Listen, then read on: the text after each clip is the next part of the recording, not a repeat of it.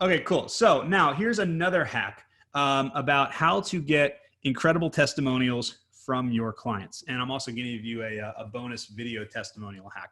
This is something that I do all the time. And I love doing this because, like I said, I try to make it as simple as possible whenever, even for myself, for my business, when I'm trying to get reviews from clients, try to make it as simple as possible. So one thing you can do is you can ask the client if they would like you to write the testimonial for them. Now, what you'll do is basically you'll ask the client, hey, I really love you, like, write a testimonial. Would you mind, would it be easier for you if I actually wrote the testimonial and then you could just post it, right? You say that to the client, and most of the time the client is going to be like, wait, that sounds like less work for me. Absolutely. I would love that, right? So what you can then do is you can go back to that script that I sent you and you can write the testimonial following that exact script. Maybe you can be a little bit generous about some of the keywords that you include in there. Don't do obvious SEO keywords, but just make sure to mention your city in there, make sure to mention your county, make sure to do, some things like that. And then email them the testimonial along with that shortened link.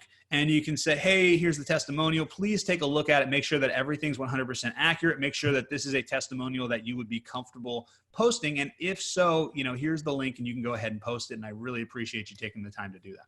So that's one way you can get really good testimonials, and it will allow you to get more testimonials because, like I said, the more work you can take out of the client's hand, the better. Because at the end of the day, people are going to do the least amount of work possible. So if you can just do as little work as possible for them, then it will make their life easier. Like I said, just make sure that they post it because look, if they agree with what was said, which, obviously you're not going to make stuff up. If they agree with what was said, if it's well written, and then they post it, I don't see any harm in that.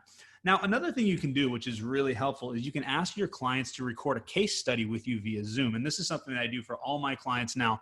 And what we do is we basically just hop on a Zoom video session and I record it. And I just use the exact same questions as before. If you use those questions, you will always get really, really good testimonials. And what's cool is that if you do it this way, you'll get a lot of sound bites. And then what you can do is you can send the video to a video editor, and the video editor can kind of clean it up for you a little bit. Now, one hack that I always do with my videos is I start the video with the answers to questions 4 and 5.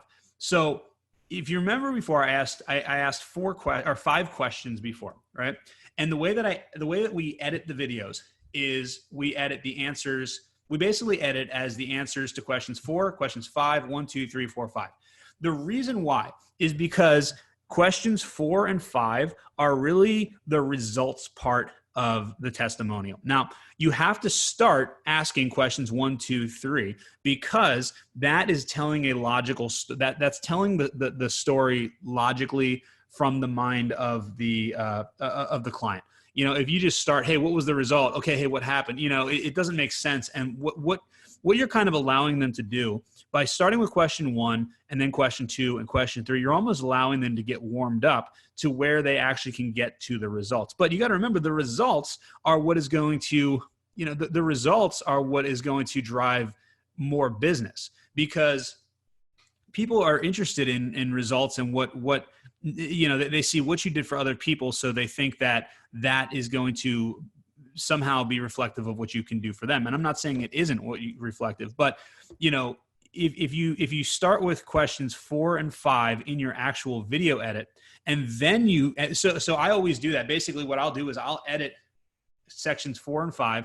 I'll put those first, and then I'll just do the rest of the video. And I'll keep sections 4 and 5 in there at the end as well, just because of the fact that it would be kind of weird if we did 4, 5, 1, 2, 3, and then didn't really have, it's kind of that open loop, people like closure, So if you do that, that's something you can use that on Facebook. You can use that on social media. You can use that on your website. You can do that all types of places.